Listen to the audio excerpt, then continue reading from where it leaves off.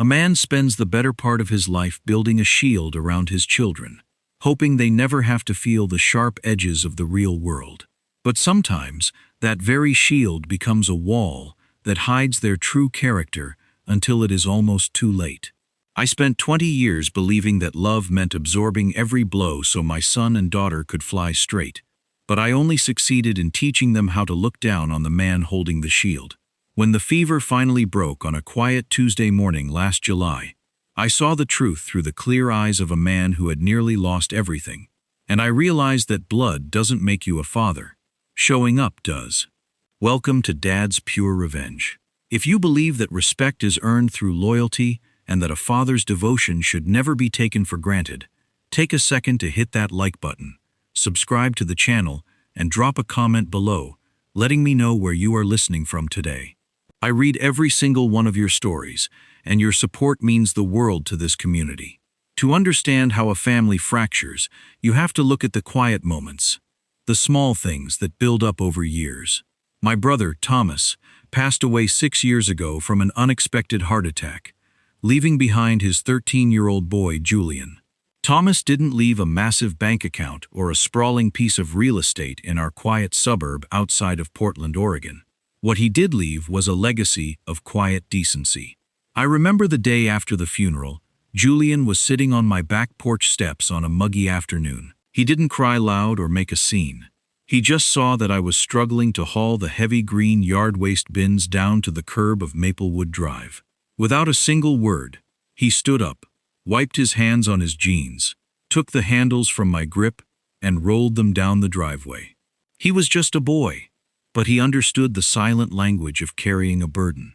Over the years, Julian lived with us off and on, working a part-time job at the local auto parts store on Canyon Road, always placing his small contribution toward groceries on the kitchen counter every Friday evening without being asked. He didn't ask for praise, and he never assumed the world owed him a dime. My name is Gregory. I am 56 years old, and for the last 3 decades, I made my living running a mid-sized commercial haystack contracting company here in the county. My own children, Brandon, who is 23, and Chloe, who is 21, never had to worry about the cost of groceries or whether the water bill was paid. After their mother passed away from breast cancer when Chloe was just 8, I made a silent vow to double my efforts. My flaw was simple, and it is a mistake I have to own for the rest of my days. I substituted material comfort for accountability. When Brandon wrecked his first car, a silver Honda Civic, by speeding through a rainy intersection, I didn't make him work off the deductible. I simply signed the check for a new crossover because I couldn't bear to see him unhappy. When Chloe dropped out of her sophomore semester at the community college because the morning classes were too demanding, I kept paying her monthly credit card statements without asking a single hard question. I convinced myself that I was being a good, protective father, but in reality, I was raising 2 people who viewed my hard work as their birthright. The reckoning began on July 12th, at precisely 4:15 in the afternoon. We had spent 6 months planning a grand family trip to the Outer Banks in North Carolina. It was supposed to be our first major vacation in 4 years. The flights were booked out of Portland International Airport. The oceanfront rental house was secured, and the bags were piled high in the front hallway. But 2 days before our scheduled departure, a deep, rattling cough took hold of my chest. By the time Sunday afternoon rolled around, my skin was burning, my vision blurred, and my breathing felt like inhaling crushed glass. I managed to drive myself to the urgent care clinic on Westgate Boulevard, where a young doctor named Dr. Raymond Cole took one look at my chest X-ray and shook his head. It was a severe, aggressive case of pneumonia. He gave me a heavy prescription for antibiotics, strict orders for absolute bed rest, and told me that if my oxygen levels dropped another 3 points, I would be spending the next week in a hospital bed at St. Vincent's. I crawled back into my own house, shivering violently under 3 heavy blankets, barely able to lift my head off the pillow. At 6:30 the next morning, the day we were supposed to leave for the airport, the door to my bedroom opened. Brandon stood in the frame, his arms crossed over his chest, his face tight with a dark, impatient frown. Chloe stood right behind him, holding her straw beach hat in one hand and her smartphone in the other. There was no soup in their hands, no medicine, and not a single question about what the doctor had said. Brandon looked at me, his voice flat and annoyed. He said, "We have the rental car booked, Dad, and the house is already paid for. The guys at the office said you can just sleep this off. It's just a bad cold." I tried to sit up, but the effort brought on a violent fit of coughing that left me gasping for air. I managed to say, "Brandon, I can barely walk to the bathroom. The doctor said I need someone here to watch my breathing. I can't travel across the country like this." Chloe let out a long, heavy sigh that cut deeper than any blade. She turned her back toward the hallway and muttered loud enough for the sound to carry straight to my bed. "You're ruining the entire summer, Dad. We've been waiting for this for months, and now we're supposed to sit in this dark house because you didn't take care of yourself?" They didn't see a father who had spent 20 years working 60-hour weeks to pay for their lifestyles. They saw an inconvenience. They saw a broken machine that was failing to deliver their scheduled entertainment. Brandon reached into his pocket, took out his car keys, and jangled them in his hand. He told me they were going to take the flights anyway, that they would check in on me via text, and that I should just keep the fluids up. If this story resonates with you, and if you have ever faced a moment where the people you loved most turned their backs when you were at your lowest, please take a moment to subscribe. Sharing these hard truths is how we make sure no father has to feel entirely alone. Just as Brandon turned to leave the room, the front screen door downstairs clicked open and closed. Julian walked up the stairs, carrying a small duffel bag. He had taken a week off from his job at the auto store to join us on the trip, an expense he had saved up for over 5 long months. He took one look at my pale face, the sweat soaking through my collar, and the plastic bottles of prescription pills sitting untouched on the nightstand. He looked at Brandon, then at Chloe, his brow furrowing. Julian asked, "What's going on here? Look at him. He can't even sit up." Brandon shrugged, adjusting the strap of his duffel bag. He said, "He's got a bug. We're still heading to the airport. The house in North Carolina is non-refundable, Julian. If you want to come, the Uber is outside right now." Julian didn't hesitate. He didn't look at the plane tickets in his hand, and he didn't complain about the 5 months of saved wages he was about to lose. He quietly dropped his bag onto the hardwood floor of the hallway. He looked his cousins dead in the eye and said, "I'm staying behind with Uncle Gregory. Someone needs to make sure he's breathing." Brandon gave a short, cynical smirk, while Chloe didn't even bother to look back as she headed down the stairs. Brandon said, "Suit yourself, man. Enjoy the rain." A minute later, the front door closed. The tires of Brandon's crossover crunched against the gravel driveway, and the house fell into a heavy, dead silence. Monday, July 13th, 11:14 in the morning. The fever peaked at nearly 103 degrees. My mind drifted in and out of a dark, exhausting haze. But every time I opened my heavy eyelids, Julian was there. He didn't make a grand show of his care. He brought up a wooden tray with a bowl of simple chicken broth he had made from scratch down in the kitchen, using the old recipe my late brother used to make. He sat in the old green armchair by the window, quietly reading a paperback book, rising every 2 hours to hand me 2 white pills and a cold glass of water. When the shivering became so violent that the frame of the bed rattled, Julian went down to the basement, found 3 old wool blankets, and laid them gently over my chest. He didn't say a single word about the beach. He didn't complain about the missed flights or the money he wouldn't get back. On Wednesday afternoon, my phone vibrated on the nightstand. It was a social media notification. I picked it up with a trembling hand and opened the app. There was a video posted by Chloe. The sun was shining brightly over the Atlantic Ocean, the waves rolling onto the sand of the Outer Banks. Brandon was holding a drink with a lime wedged into the rim, laughing loudly as he threw a football toward the camera. The caption Chloe had written read, "Family vacation finally started, soaking up every second of summer." There was no mention of the father who paid for the flights. There was no text message asking if my fever had come down. I stared at the bright blue screen of my phone, and then I looked over at Julian, who was currently kneeling on the floor, using a clean rag to wipe up the water I had accidentally spilled when my hand shook. A specific choice came back to haunt me in that exact moment. 3 years ago, when my brother Thomas died, I had restructured my primary business holdings and the deed to our family home. I had written a standard will that left everything split 50-50 between Brandon and Chloe, assuming that when I was gone, they would look after each other and preserve the home I had built. I had even given Brandon a small executive title at my HVAC company, paying him a substantial salary for a role where he mostly managed the digital inventory logs from his laptop at his own leisure. I had set up their lives so perfectly that they never had to learn how to be human beings. I lay back against my pillow, the cool air from the window fan blowing across my face, and a hard switch flipped in my mind. The old man who would forgive any slight just to keep his children smiling was gone. By Friday morning, the antibiotics had done their work. The heavy weight in my lungs had cleared, and I was able to stand on my own 2 feet without the room spinning. Julian had gone down to the grocery store on Allen Boulevard to pick up some fresh vegetables and bread. While he was out, I walked down the hall to my small home office, sat down at the heavy oak desk, and dialed a number I had memorized years ago.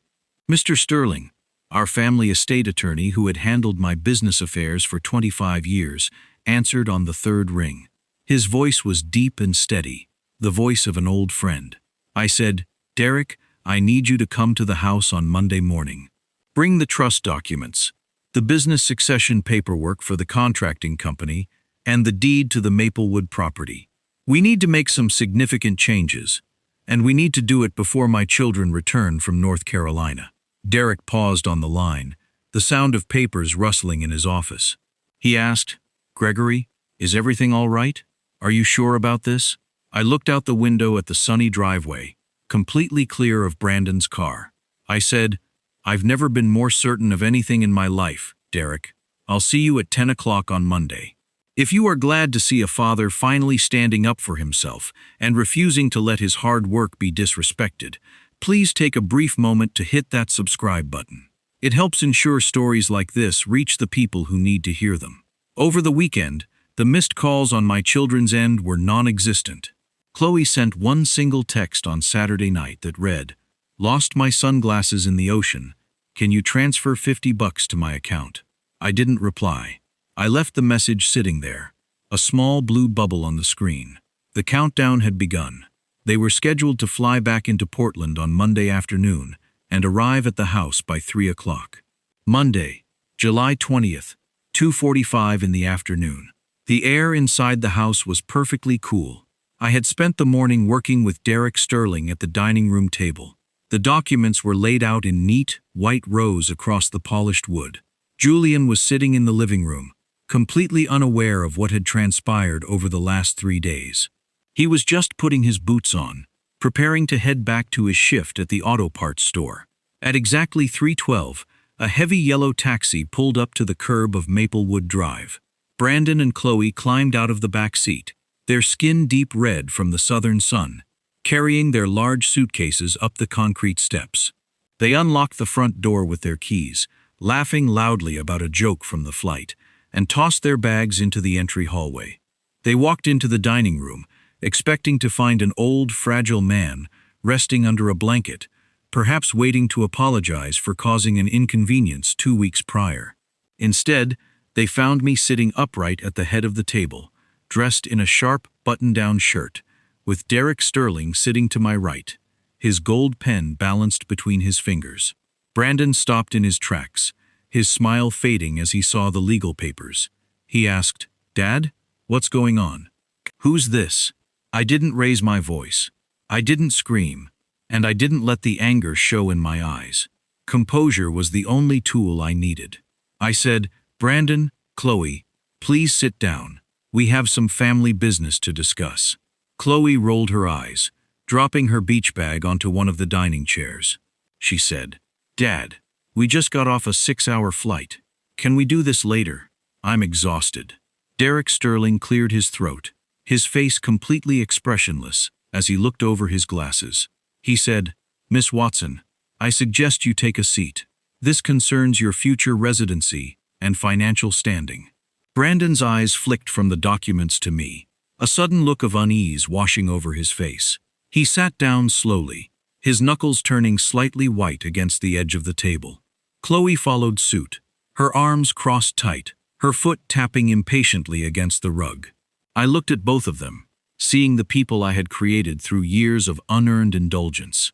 I said, "Last Monday, I was lying upstairs with a fever that nearly put me in the hospital. I could barely breathe. The only thing you two cared about was that my illness was ruining your summer. You took the money I earned, you took the flights I paid for, and you walked out that door without looking back once." Brandon tried to cut in, his voice rising a bit. He said, "Dad, come on. We told you it was just a bad cold. We didn't know it was that serious. Julian stayed behind anyway, so what's the big deal?" I held up my hand, and Brandon went silent. My voice didn't rise. It didn't need to. I said, "Julian stayed behind because he has the character of a man who understands what family means. He gave up his vacation, his saved wages, and his time to look after an uncle who owed him nothing. You two took everything I gave you and decided that your father was disposable." I tapped the top document on the stack. I continued, "So here is what is happening. Derek has just finalized the redistribution of my estate. The Maplewood house has been placed into a secure family trust. The primary beneficiary of that trust, effective immediately, is Julian Watson." Chloe's jaw dropped. She stood up so fast her chair scraped hard against the floor. She screamed, "You're giving the house to Julian? Are you insane? We're your children." I looked up at her, completely unbothered by the outburst. I said, "This house belongs to the trust now. Brandon, your position at my company has been terminated as of 3 o'clock today. The digital inventory role will be handled by our shop foreman. Your corporate credit card has been deactivated. Chloe, the monthly allowance for your personal accounts has been stopped." Brandon's face went completely pale. The reality of the situation was starting to settle into his chest.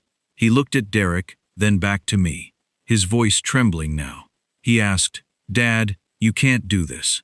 How are we supposed to pay our rent? How are we supposed to live?" I stood up from the table, closing the leather folder that held the signed deeds. I said, "You are going to do exactly what Julian has done since he was 16 years old. You are going to find a job, you are going to earn your own way, and you are going to learn what it means to carry your own weight. The locks on this house are being changed at 4 o'clock this afternoon.